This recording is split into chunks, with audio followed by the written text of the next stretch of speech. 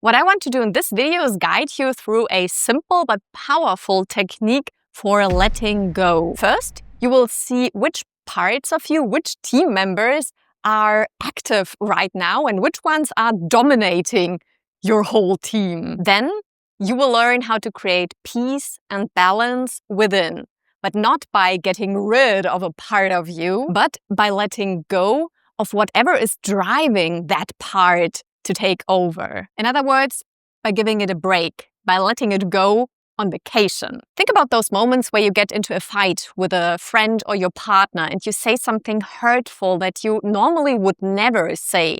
And then after some reflection, you come back calmer and say, sorry, I don't know what came over me. I just wasn't myself in that moment. And then you wonder to yourself, why do I always react that way? This is a perfect example of how your so-called inner team works. In that moment, literally, one team member, one part of you took over. And then after you calmed down and reflected, you came back and took the reins again. The idea of the inner team comes from the German communication psychologist Schulz von Thun. It is used for counseling, coaching, and psychotherapy. But he doesn't say that we all have a multiple personality disorder. Maybe we do, but this is about the different parts of your personality that we all have within us. They all have their own voices, their own thoughts, feelings, their origin stories, and their motivations. Think of it like an orchestra. Every instrument has its place, and normally they all play in harmony. But sometimes one instrument, maybe the drums or the trumpet, just takes over and does their own thing. They just start playing whatever they want, ignoring all the other instruments. And at the beginning, it maybe even feel powerful and focused. But after a while, it's really exhausting. And that is when you lash out, when you act out of character, because one part took over. And the key is, you are not this one part.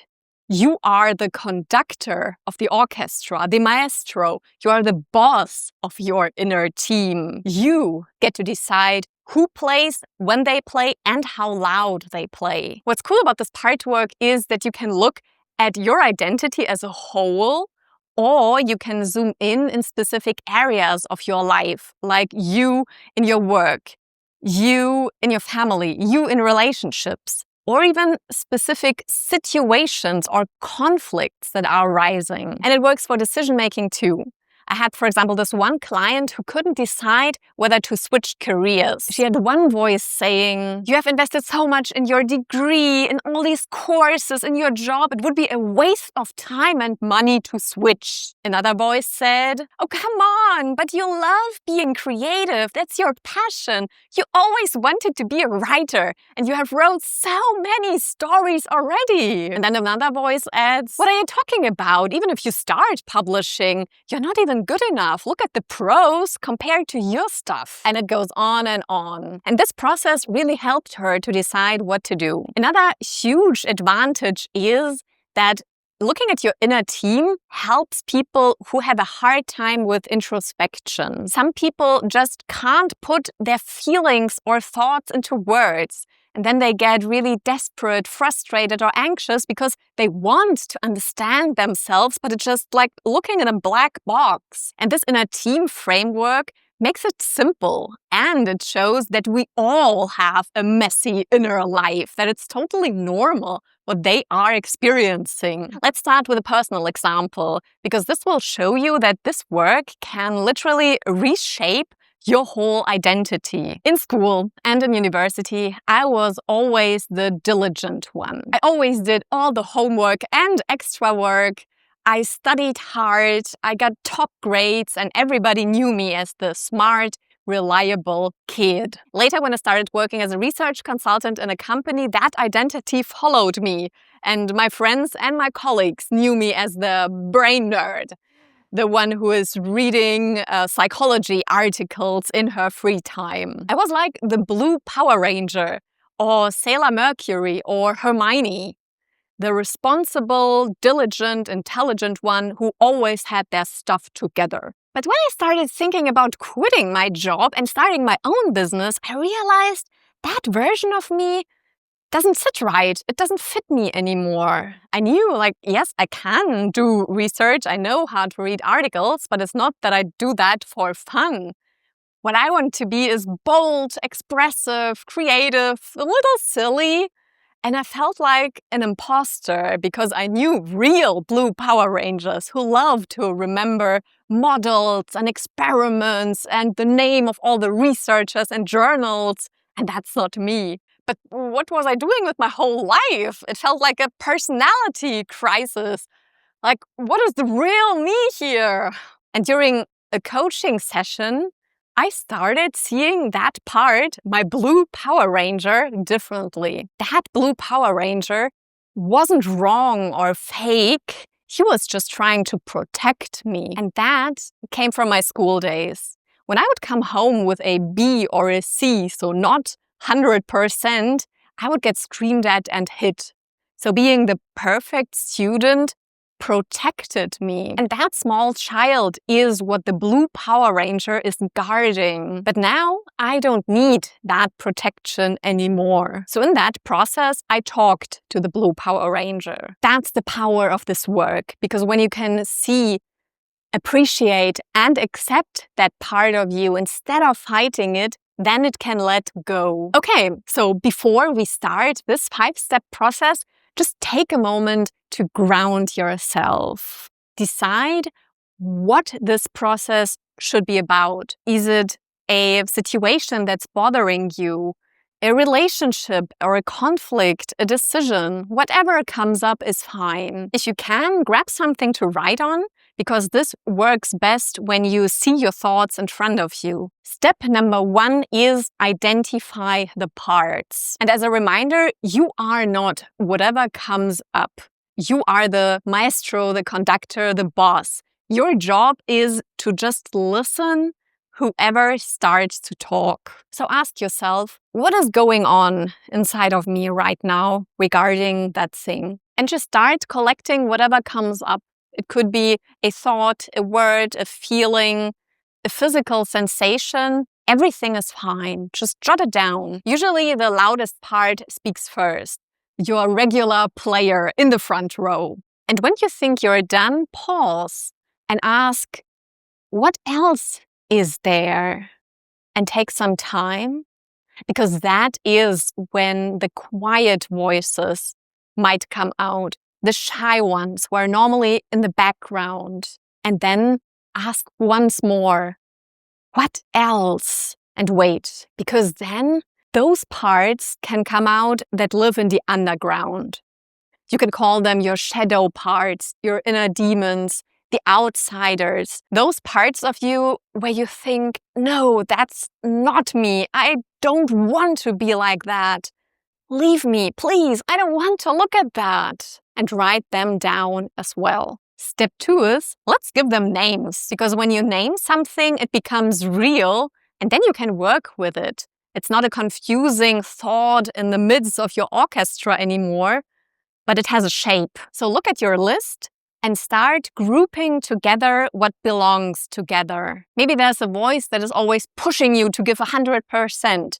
The perfectionist, or the one that is constantly warning you to not do something new, the cautious one. Or maybe there's the dreamer, the critic, the inner child. You could also use names from fictional characters like my blue Power Ranger, or people you know, colors, fantasy names. Everything goes. Additionally to my blue Power Ranger, I also had the narcissist, the control freak, the creative genius, the people pleaser, the wounded child, and so on. So as you name them, don't rush. Take your time and notice which ones feel strong and clear, which ones are kind of shy, which ones are loud or feel negatively. That is how you create your inner team. Step 3 is find their core message. So now, as the leader, as the boss,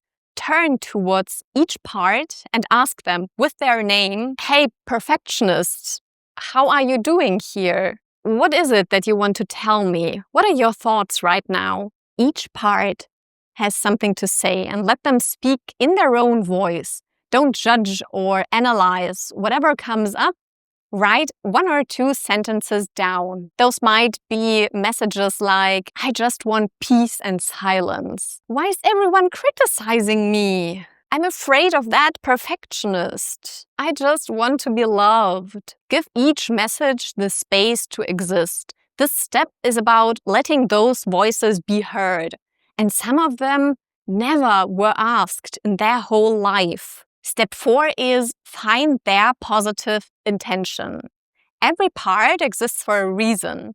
Every part tries to support you and help you in their peculiar ways. That's why you can't just let go of feeling an imposter at work, no matter how many affirmations you tell yourself. Because feeling like an imposter gives you something. There is something behind that we want to uncover. Maybe it protects you and makes you work harder. And don't stop at, "There is nothing positive about it. I just want to get rid of it."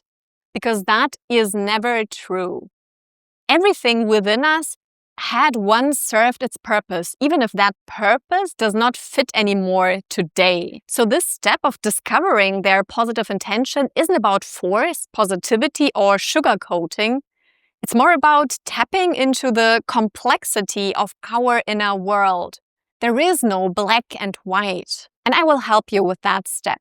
So let's switch the perspective. I want you to tune into those parts that create tension, the negative ones. And I will ask you some questions. What is the strength of this part? When has it helped you? What power does it hold that the others don't?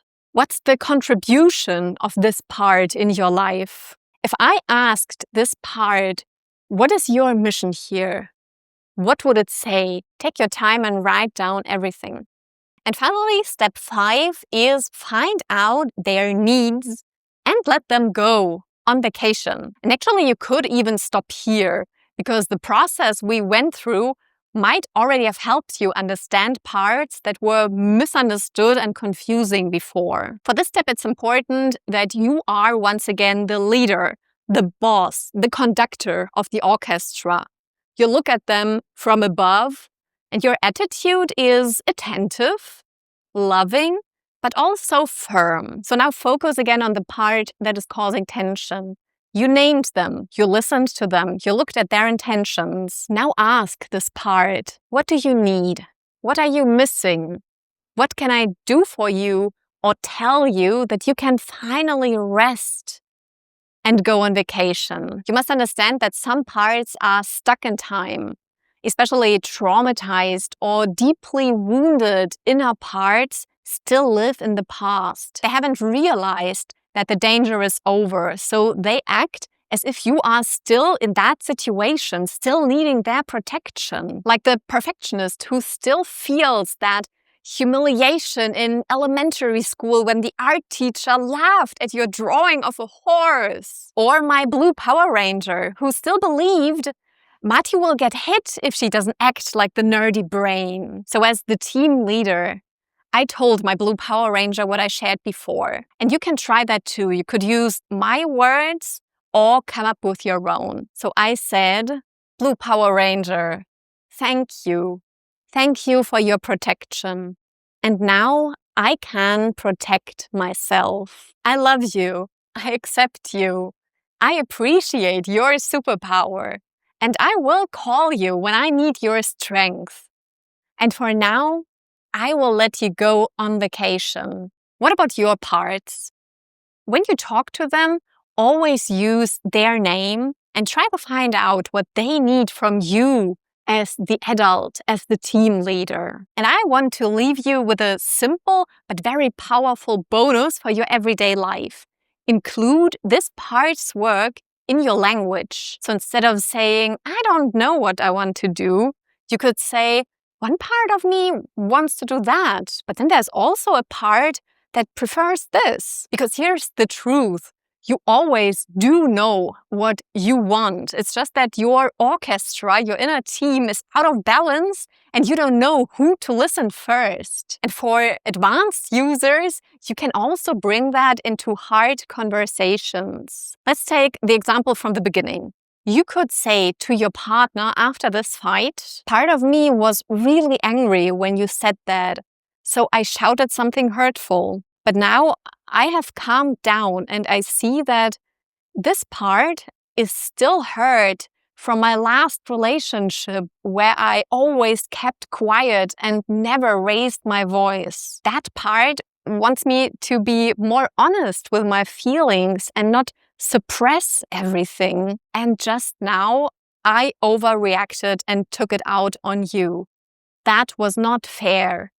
I care for myself, so I am really sorry. This is a way to communicate clearly and take responsibility without getting lost in blaming or shaming. And in the end, one disclaimer, this is not about dissociation or spiritual bypassing. So saying, those are my parts, that is not me, that has nothing to do with me, those primitive thingies.